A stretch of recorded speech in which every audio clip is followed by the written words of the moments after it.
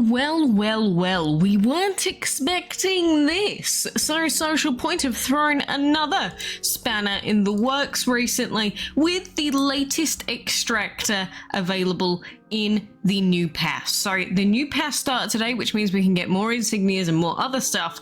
But this is the mythical extractor, ravenous extractor. And no matter what you say to me, I know that that mouth is meant to be his stomach, but to me it looks like a lower body part region and I cannot unsee it. So I love him. I do love the design of this dragon. So the skill itself is going to be the same, soul extraction, which heals the user and all allies when the opponent is knocked out. I'm not aware of any specific bonuses that this dragon has, apart from the fact that he is going to be a mythical instead of the regular legends, but the skill as it sits right now isn't too great. As a very early game player, it's very good, but as you get a little bit further into the meta and you come across some more dragons, soul extraction by itself is a bit but that being said, he is a very cool dragon, and it's weird because, you know, we've had legendaries or heroics or heroic VIPs for a very long time, and obviously we were expecting this to be another legend. So the fact that they've randomly thrown in a mythical here means that they are changing things yet again. And so this, along with so many other changes, another change that did happen, if you're not aware of it, was the change to the daily insignias, and they changed it to tokens instead of daily insignias on one part of the store. They change things all the time in this game. Another big major change was, for instance, with the heroic races, because if you didn't know, it wasn't actually that long ago since we started getting 200 plus 500 orbs, and they changed the new heroics to 200 orb dragons as well. It was from High Nest onwards, and so this style of heroic race is actually very new, and that is just one change that happened. The other change that happened is, you know how we have these heroic quests over here in the quest section when it'll take like 20 minutes to open up, I know, but with the heroic quests, we didn't used to have those at all. In fact, before it just used to be heroic combat quests, and that was it for the heroics. So you'd finish a heroic race, and instead of being able to get an E4, E5 heroic, before you used to get an E2, E3 if you did some trading, but the chances of you getting an E5 purely from heroic race before were pretty much nil. So a lot of things do change in this game, and they change very, very suddenly. And all of these special quests and that, you know, well, we've got the guard quests, so now I can use Giga Guard on these quests, for instance. These new Radiance quests for the leaderboard dragons, they're all new. We didn't used to have stuff like this in the game before, and so then with things like the summoning happy hours, the empowering happy hours, they are all new and different changes. So things change a lot in this game. So if you ever come across something and you're like, wait, that doesn't follow the usual pattern, to be honest, there's no such thing as a usual pattern in this game. Despite how old it is, they just seem to change things like on a whim all the time, randomly. Sometimes, usually with zero prior communication. And so this is the reason why some people go to outside data sources for like leak information so that they have some sort of idea in advance. I really wish that Social Point would just announce these things beforehand. Like, what would have been the downside to them announcing that they were bringing out a mythical in the past? I don't know. But either way, be surprised at everything any day of the week in this game, because things randomly change and crop up and they'll take things away at no notice whatsoever. But I just wanted to throw that in there. And so while I am here, of course, with the heroic race, you can see that I'm currently on lap 15. We do have 3.5 days left, so getting to 18 is definitely still doable with some gemming, because, you know, lap 16 is painful, but then lap 17 and to get to 18, they're actually not too bad because you can skip a lot of them quite easily because there aren't too many battles and such. So it is definitely possible to hit 18 if you're on lap 15 with not too many gems spent, but I guess this is just an update on where I'm sitting at the moment. And with those 500 plus 200 orbs plus the cool little skin that you can get for her, you know, you can have a nice little heroic sitting at E3, E4, or potentially even E5. But I did kind of prefer the previous collection. You know how we had these collections going on during the heroic races before, if you were around for them, where you had the chance of, you know, if you got every single event item, it was very RNG, but if you did all of them, that was it. It was the E5 dragon straight up. I did really like those, and one day they just stopped them out of nowhere. But anyway, I digress. The other new stuff that we have today on top of that really cool extractor, who of course is paid only right now, so you'd have to trade for him. The other new things we have are the Summer Escape and the update to the arenas. But Summer Escape is basically the same as the previous collection, but this time we have Alfresco, which makes him sound like some sort of drink to me. Obviously I know about Alfresco in general, but I don't know, it sounds like some sort of beverage, some hearty beverage. But he's a cool dragon. I like his little animation there looking down his binoculars. But this collection, you just have to collect the flowers from the various events that we've got. We've got trading essence, joker orbs, perk chests, the dragon, and orbs for the dragon, and then just joker orbs at the end. Arena is the same as usual, and by that I mean only what we've very recently been given. So you get one heroic in here, we've got one mythical in there. Yes, they did remove the malice from the other chests before quite quickly, which caused a storm. We got duped god, multi-dimensional, and then contender, which are very whatever dragons, but you might as well do the arena anyway. But we have the new events and we have the new collection, and with the grid island, I sometimes make guides for grid, but honestly you don't need a set guide for grid, because basically either you're gonna go for like the dragons themselves, which you can get all of these dragons from either rescue or various events anyway, or you're gonna make your way towards the event items. And so because we do have insignias available in this event, for like here for instance, and we've got the flower crowns, the daisy chains, I'd recommend just going for the event items. And like there's ×2 insignias here as well, so say you don't care about the daisy chains, then you can just go for the insignias exclusively, but you don't really need set guides for Grid Island. The only thing to remember is obviously watch your ads, log in and do your resets when they come up, you know, every 6 hours, then every 8 hours, and then what's the last one, like 12 hours. But log in, get your extra currency, get your currency from ads as well. But the only advice for this event is just either go for the event items or you go for the dragons, but you can't get both, so make sure you pick which one you want to go for before you go over to it. I'll probably be picking up the daisy chains just to get new dragon, get some bonus jokers and stuff.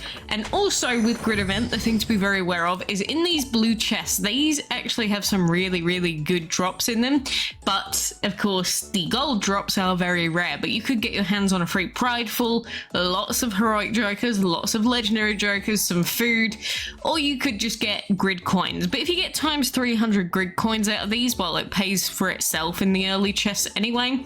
And then at the very least you're either going to get a little bit of food or just a few keys, but everything else I would say is actually pretty worth it in these chests.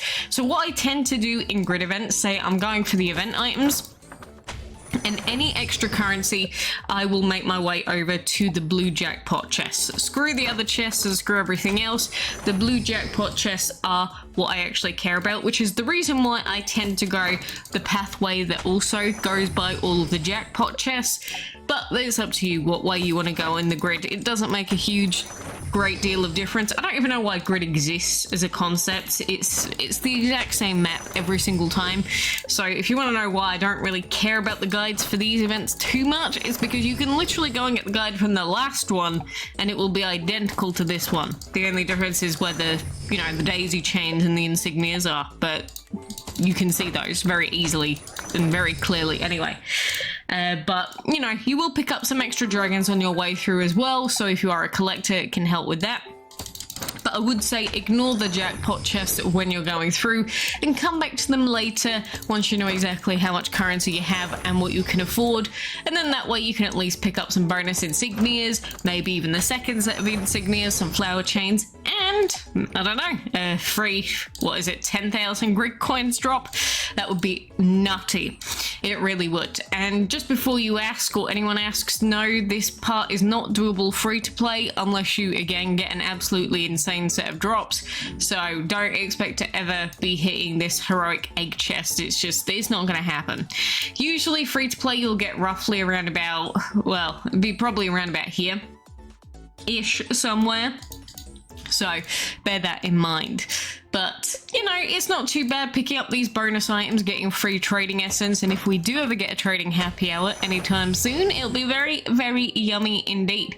Because when I was trading before, literally I had, what was it, 1400 legendary trade essence, and then I E5'd Dynodon and Winston, so 2 legendaries and another dragon actually, and then I went all the way down to like 300 trade essence, and now we're all the way back up to over 1,000. So it's just never ending at this point, and that's what it feels like. So anyway, there is that. But those were the main new things from today. In terms of the extractors themselves, I do actually own the other 2 extractors that have been released so far. I do get the feeling that Ravenous extractor may be a little bit more annoying because 1, he is mythical, and 2, because of that, I think people are probably going to put a bit more value on his actual trade values, and plus he's got an interesting set of elements. I mean, they all do, but he's got Chaos and Soul. You'll see that they've all got Soul up to this point. But I do think his design as well is probably going to carry him quite a bit. But then again, I just think the extractors are cool in general. Do you not think so? Like, we've got Casper the Ghost, we've got the Blue Bulb, and now we have PP Monster Boy. So I don't know, they're looking cool so far. If we do get the heroic version of these extractors, I can only imagine what it looks like. If we do have this skill as the main heroic VIP skill, honestly, I don't think it would be so bad, but it depends on what the second skill would be. Because if you think about Harpy, people debate about Harpy all the time. I put them somewhere like B+ to A tier roughly for Harpy. And obviously Harpy gets to attack and heal at the same time, but depending on what the other skill is, if we get a heroic version of these extractors that has this skill, I genuinely think it could be really good, especially if the heal is really strong for the team, because then imagine if you could pair that with, like, I don't know, a guard dragon and a really high damage dragon. I'm just speculating on many things, but the fact that we randomly got a mythical in this pass, I would say subvert all of your expectations from this point onwards, because goodness gracious knows what they're going to do next time or going forward. It's both exciting and also terrifying, and all I hope is that it doesn't become like too pay to win or anything changes in that direction. I have faith at the very least, but you know, aside from that, make sure you're working on the remaining events. We did do the VIP trials earlier as well with some orbs of random dragons, but generally speaking, we are just grinding out the heroic race for now, and you know, there's not really too much else to note. It's just going to be grind central. Get our hands on this heroic, and then we can focus on the upcoming events after that. Of course, the other thing to expect is probably going to be spiked dragons with their final spikes and their heroic version coming at some point, probably, maybe. Those scare me. Spiked heroic scares me a lot. You know, maybe I overvalue Gamma a little bit over the top, but I genuinely really love the bunker skill and guard skill in general. But if you think about spiked heroic VIP, and if they didn't give it, like, if High Gamma Guard got a different second skill, he'd probably be like absolutely busted. Imagine the spike skill and with 2 really good skills. It scares me a lot. So I'm interested to see what happens if they do in fact bring one out, but nothing is guaranteed in this game. Nothing is as it seems. Everything changes all the time. I mean, like, literally, if we go by descending on the dragons that get released, like, if we look at some of these dragons here, let's go by heroic even. Like, these are all the new fandangled heroics. We're getting tons more heroic VIPs releasing left, right, and center, probably because they bring in all the money. Whereas back here with Drowsy and that, they were all 100 orb dragons, and like, you can see that they were like E1, E2, E3 max, and then suddenly Highness comes out E5, then we're getting E4. Actually, she's going to be E5 soon. High Destiny, I wasn't even really available, but we still got her E3. E4 High Scale, he's soon to be E5. Like, literally, just suddenly exploded. So, sometimes they're really nice to us as a player base, other times they absolutely suck. So, I have high hopes and high faiths that things can continue nicely and allow this to keep happening, but we shall see how things go in the near future. But I'm relatively positive still, especially if now we can randomly get mythical dragons in a pass instead of just legends. But extractors definitely need something. They need a little bit more than what they've got right now to put them on the same level as the other legendary or mythical VIPs, but we shall see in time. For now, the only advice that I have is make sure you're doing all of your goals. So that's mainly going to be breeding dragons that it tells you to breed and doing arena battles that it tells you to breed, because of course you can get your hands on all this extra stuff and then the bonus insignias at the end also, which you'll definitely need if you are going for gamma skill skin or anything like that. But anyway, for now, that is everything I wanted to go through. I do love the new dragon, and I would love to pick up this heroic as well at a decent empowerment level, just so that we can use her. And I do hope that you can do the same for yourself, but depends on if you want to do it or not. But anyway, for now, ciao.